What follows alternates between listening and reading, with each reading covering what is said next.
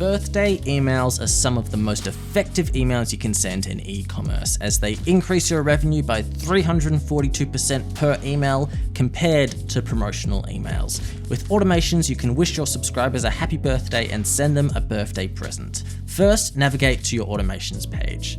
Create a new automation and give your automation a name. Then we need to configure your trigger settings. For a birthday automation, you'll want to create a segment triggered automation. Select Create New Segment at the bottom of the dropdown. The segment you create should have the rule birthday is today. You'll need to be collecting this data through a custom field in a form before this rule is available in segments. After you select a segment, choose the rule for when subscribers join this segment.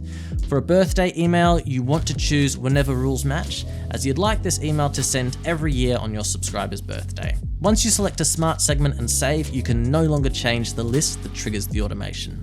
For this birthday automation, I'm going to trigger my first email immediately after subscribers enter the segment, so I'll place an email directly under the trigger. Once you drag your email into the automation, you'll give it a name for your own records and a subject line.